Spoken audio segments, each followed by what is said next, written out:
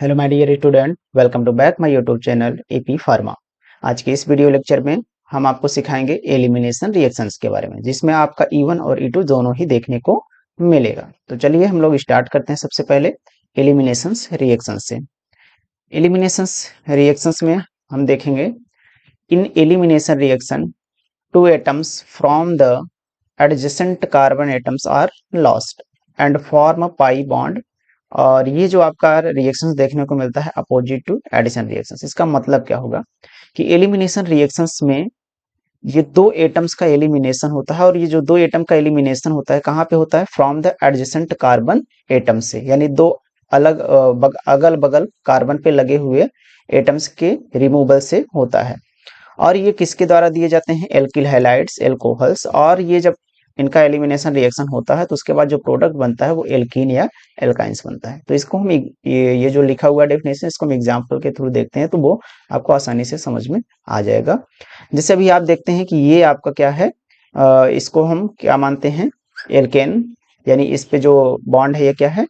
Single bond है। और जो प्रोडक्ट बन रहा है वो क्या बन रहा है? डबल बॉन्ड बन रहा है। यानी जो प्रोडक्ट बनेगा एल्कीन या एल्काइन बनेगा, यानी डबल बॉन्ड्स के साथ बनेगा या तो ट्रिपल बॉन्ड के साथ बनेगा। तो यहाँ पे सबसे पहले हम देखते हैं कि यहाँ पे ये CH3 लगा हुआ है और L L का मतलब क्या हो सकता है आपके? ये हाइड्रोजन्स हो सकते हैं या हाइड्रॉक्सिल ग्रुप्स। यानी X का मतलब हाइड्रोजन ग्रुप है और OH हाइड्रॉक्सिल ग्रुप है। तो अगर हम क्या हैं, तो डिफिनेशन के अकॉर्डिंग क्या कह रहे हैं कि एडजेसेंट कार्बन एटम्स, यानी दो एडजेसेंट कार्बन एटम्स, जैसे ये है और ये, इस कार्बन को और इस कार्बन को बोलेंगे एडजेसेंट कार्बन एटम, जो आप अगल बगल लगे हुए हैं। और इन एडजेसेंट कार्बन एटम से हमको क्या करना है? दो एटम्स को क्या करना है? रिमूव आउट करना है। तो एक एटम्स हाइड्रोजन इस कार्बन से रिमूव आउट हो जाएगा और एल ग्रुप क्या हो जाएगा? दूसरे वाले से रिमूव हो जाएगा। इसीलिए बोलते हैं क्या? एलिमिनेशन रिएक्शन में two atoms from the adjacent carbon atoms are lost, यानी वहां से लॉस्ट का मतलब रिमूव हो जाते हैं और फाइनली क्या बनाते हैं? ये पाई बॉन्ड्स। तो ये कैसे बनाएंगे इधर देखते हैं।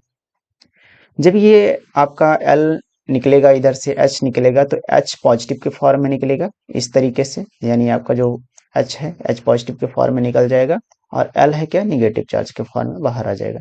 तो बचेगा क्या? एक साइड में इधर से पॉजिटिव आया तो ये निगेटिव देके जाएगा, तो निगेटिव चार्ज और पॉजिटिव चार्ज मिलके क्या बना लेंगे? डबल बॉन्ड्स बना लेंगे। तो इसको बोलते हैं क्या? एल्कीन।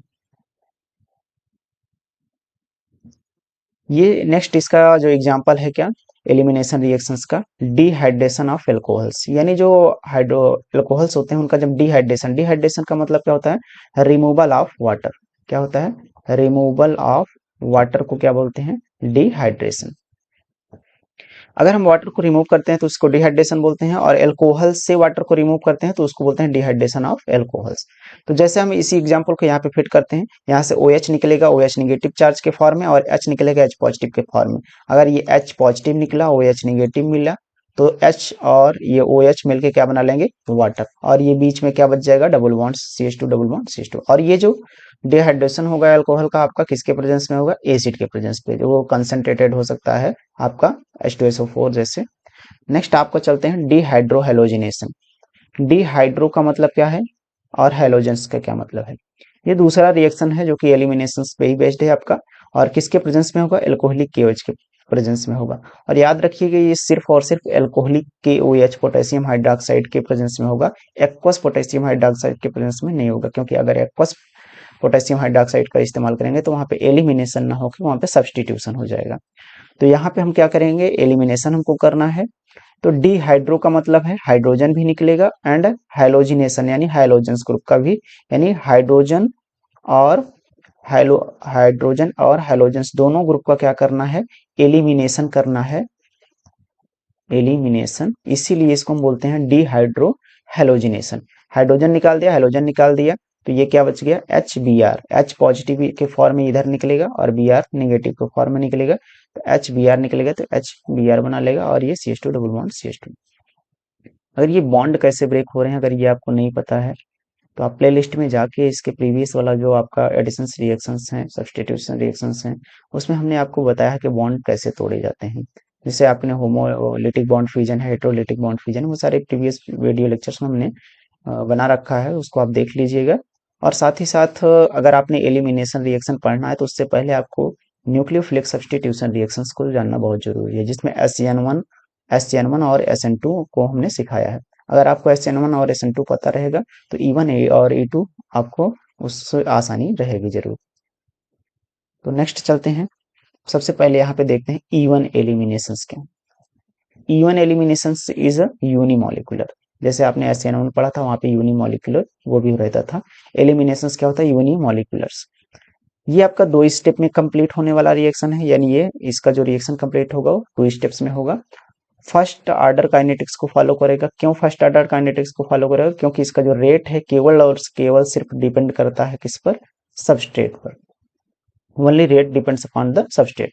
और इसका जो इंटरमीडिएट प्रोडक्ट बनता है वो क्या बनता है? कार्बोकेटायंस। तो ये सारी चीजें, इतना पॉइंट क्या है सबका? SN1 में सेम आपका रहेगा। वो भी आपका 2 स्टेप का रिएक्शन होगा। फर्स्ट ऑर्डर फॉलो करेगा और रेट सबस्ट्रेट पे ही डिपेंड करेगा। इंटरमीडिएट के रूप में कार्बोकेटायंस भी बनेगा। तो ये SN1 भी आपका कॉमन पॉइंट है। और अब ये जो 2 स्टेप का प्रोसेस है, इसमें सबसे पहले वाला स्टेप में क्या होगा? E1 एलिमिनेशंस में रिमूवल ऑफ L नेगेटिव। सबसे पहले H प्लस को भी रिमूव आउट होना है, L नेगेटिव को भी रिमूव आउट होना है। तो उसमें से सबसे पहले L नेगेटिव चार्ज पहले रिमूव होगा इनिशियल स्टेप में और प्रोड्यूस क्या करेगा? कार्बोकेटायंस। नेक्स्ट स्टेप में क्या होगा? रिमूवल ऑफ प्रोटॉन्स, या इसको हम डीप्रोटोनेशन के नाम से भी जानते हैं। तो जब हम इसको रिमूव करेंगे तो उसको बोलते हैं क्या? डीप्रोटोनेशन। तो हमारा क्या बनता है? एल्कीन। तो ये फर्स्ट स्टेप है आपका, ये आपका फर्स्ट स्टेप है और ये आपका सेकंड स्टेप है। फर्स्ट स्टेप में आप देखेंगे तो सबसे पहला नंबर क्या है?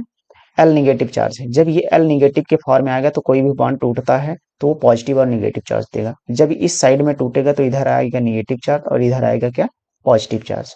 अगर इधर पॉजिटिव चार्ज है तो ये सेम आगे नेक्स्ट पॉइंट में देखेंगे क्या है ये आपका? इधर इधर निगेटिव चार्ज के फॉर्म में अगर बाहर निकल गया तो ये पॉजिटिव चार्ज के फॉर्म में यहाँ पे रह जाएगा, जिसको बोलते हैं कार्बोकेटायंस। सेकंड स्टेप में ये कार्बोकेटायंस से अब क्या रिमूव आउट होगा? प्रोटॉन्स का रिमूवल होगा।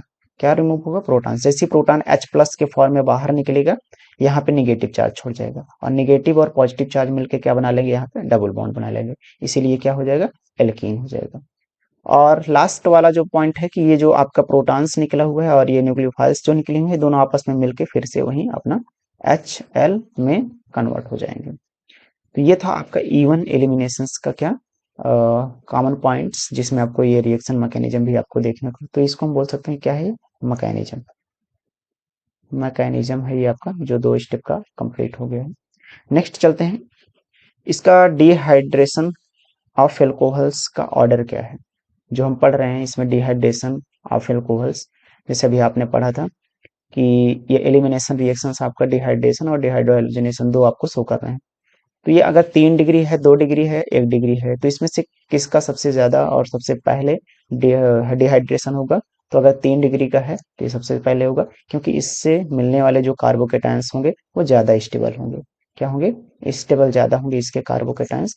फिर उसके बाद सेकंड ऑर्डर, थर्ड ऑर्डर। जो थर्ड और सेकंड डिग्री, डिग्री का मतलब क्या है? 3 डिग्री का मतलब इस कार्बन से 3 कार्बन अलग जुड़े हुए तो उसको बोलते हैं 3 डिग्री। इस कार्बन से 2 अलग अलग कार्बन जुड़े हुए तो सेकंड डिग्री। और इधर से फर्स्ट से केवल एक ही जुड़ा है इसलिए 1 डिग्री बोलेंगे। तो जो 3 डिग्री और 2 डिग्री का है ये सिर्फ और सिर्फ by E1 elimination reaction first के द्वारा शो करता है, जबकि आपका 1 डिग्री होता है जो वो E2 के द्वारा शो करता है। यानी 3, 2 और 1 ये बोथ E1 और E2 के लिए रहेंगे आपका। नेक्स्ट आते हैं E2 एलिमिनेशन रिएक्शन के बारे में। सेम उसके जस्ट अपोजिट, ये आपका वो यूनिमॉलिक्यूलर था तो ये आपका क्या है? बाईमॉलिक्यूलर। वो 2 स्टेप में कंप्लीट होता है E1, तो ये आपका सिंगल स्टेप में कंप्लीट होगा। वो फर्स्ट ऑर्डर को फॉलो करेगा तो ये सेकंड ऑर्डर को फॉलो करेगा।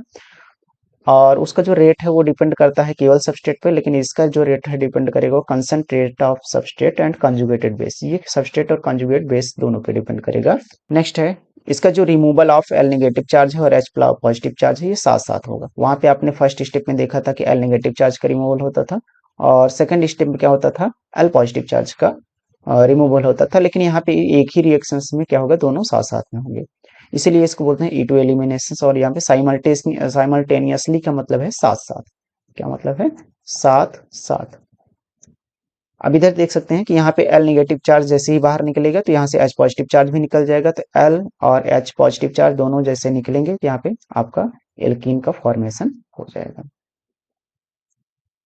नेक्स्ट चलते हैं हम यहाँ पे डिहाइड्रो है, जैसे वहां पे आपने डिहाइड्रेशन ऑफ अल्कोहल्स का ऑर्डर देखा था तो 3 2 1, उसी तरह आपके ये जो है हाइलाइट्स होंगे उनका भी 3 2 और 1 का ही ऑर्डर होगा, और 3 और 2 का E1 के द्वारा शो करेंगे और 1 डिग्री आपका E2 के द्वारा शो करेंगे।